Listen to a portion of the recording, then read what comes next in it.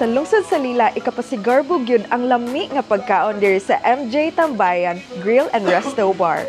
Aris Bohol, ari sa barangay Nagsulay Lila, tilawan nato ang lami nga pagkaon sa MJ Tambayan.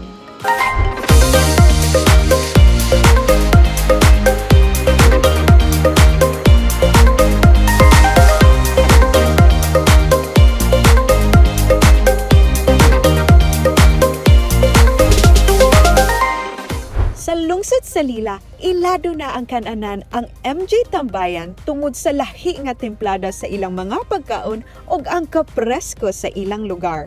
Ang MJ Tambayan nagsugod lang sa inato nga karinderya apan ang mga nakatilaw sa ilang mga pagkaon nagbalik-balik yun tungod sa kalami. Paborito sa mga langyaw ug lokal nga turista ang MJ Tambayan. Bestseller ang ilang pork sisig ug sinabaw nga salmon nga siguradong ma-in-love gyud ka sa templada. Nagsugod mi year 2021, January. Mag 4 years na mi karong next January. Ang target market namon ni murag pangmasa lang bitaw nga kuan set up niya. May mag-expect nga masudlan og mga foreigner kay tungod sa pagkaon kami recommend sa mga rest house diri sa among lungsod.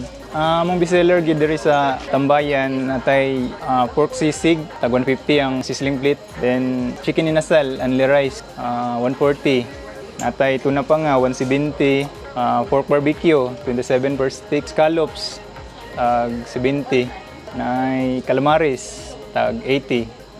Natay sabaw day mga sinigang, nay salmon belly sinigang, nay shrimp sinigang. Base lang po sa ingon lang sir, lahi ra gid amuang pagkaon compare sa uban. Sa mga gusto mong tilaw, pinalahi nga timpla sa pagkaon, laag lang mo diri sa Lila, diri sa MJ Tambayan. Try lang ninyo. Invite mo aris sa Bohol, aris sa Lila. Tilawi ang mga sudan nga pinalahi ang timplada. Sa Lila, suroy dayon og tilawi ang pagkaon sa MJ Tambayan. Ako si Kylie Tentativa, ang inyong Miss Bohol 2024. Aris Bohol, suroy ta!